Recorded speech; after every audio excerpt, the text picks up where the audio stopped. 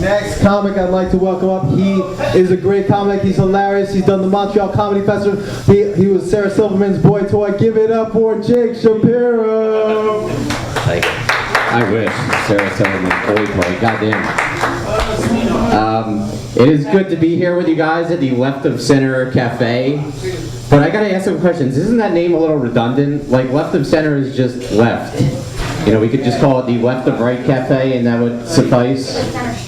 Or Center Street? Yeah, I don't know. I'm confused. Is college football. Because the thing is, I feel no kinship with like any big time college football team, and it's not fair because like Irish people, they got Notre Dame, right? They got the Fighting Irish. So how come we got no Fighting Jewish? I mean, come on. How entertaining would it be if Yeshiva University had a football team? Huh? They would never score because nobody wants to touch the pigskin. All their cheerleaders wear denim skirts to their ankles.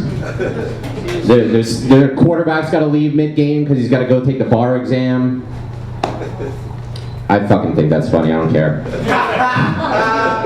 You know, I love, speaking of Italian food and Italian restaurants, I love the movie Goodfellas. It's one of my all-time favorites, and I especially love that scene where they're going through the Italian restaurant and they're rattling off all the funny nicknames for all the guys in the mob. Remember, there was Freddie No-Nose, and there was Frankie the Wop, and there was Jimmy Two Times, and whenever I watch that movie, I get to thinking, I wonder what sort of nicknames they hand out to like modern-day mafioso. Could you imagine? It'd be like, yeah, welcome to the meeting. I just want to introduce my crew. Over here to my left, we got Mr. Tommy Twitters.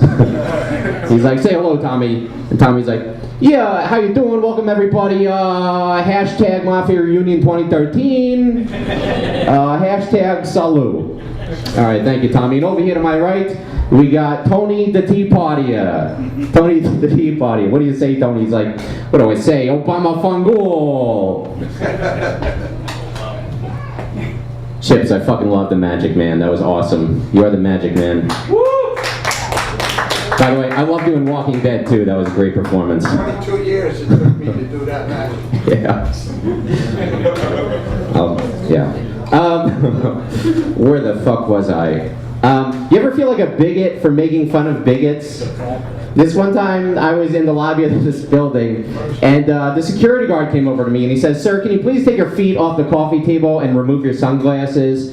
I was like, seriously, dude? And he said it again, and I could tell he's not going to leave me alone until I complied, so I did. So as soon as he walked away, I turned to the two people next to me, and I was like, man, this guy is a freaking Nazi, huh? So immediately the two people turned to each other, and one of them said, "Das der Menschner sagen Nazi?" And I was like, no. See, I like German people. It's just that there's two kinds. There's regular Germans, and then there's those N-word Germans. And I just don't like those N-word Germans, you know? Some of my best friends are regular Germans, but yeah.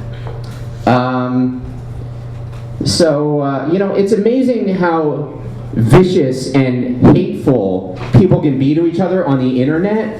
Like, the hate is nothing new. It's been around forever. It's just the fact that thanks to the advent of the internet, people now have a forum where they can anonymously share it.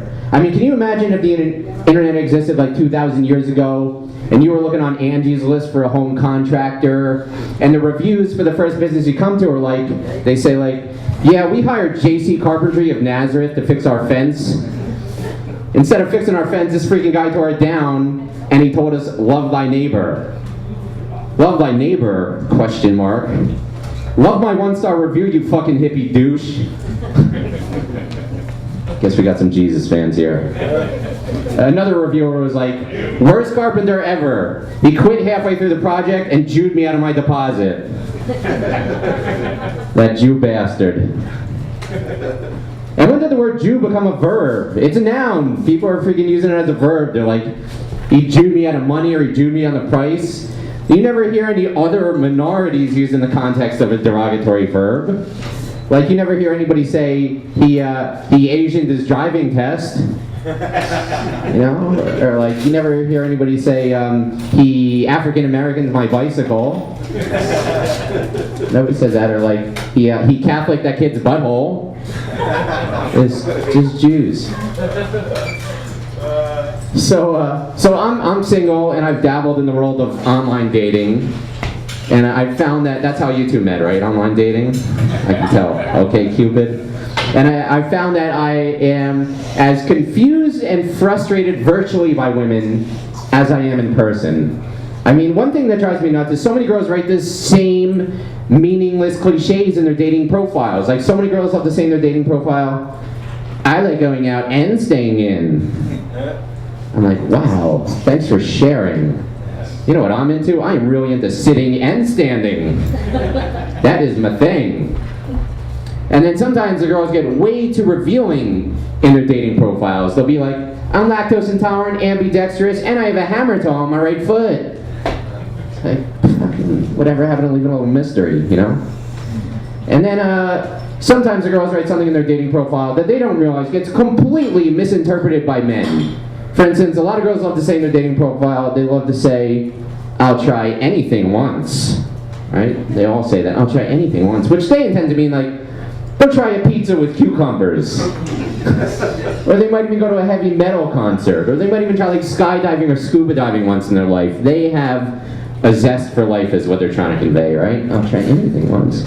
But they don't realize what guys interpret that to mean. So on the count of 3, we're going to do a little audience participation exercise. And I want all the guys here to yell out what you interpret that to mean, okay? Don't be shy. We're just family here, right? So ready? Here we go. 1, 2, 3. Anal sex. Normally, more people yell. One time I did that joke and this fucking guy yelled out rape. It was like, what? Anyway, I'm Jake Shapiro. Thank you very much. This has been cool. Thank you.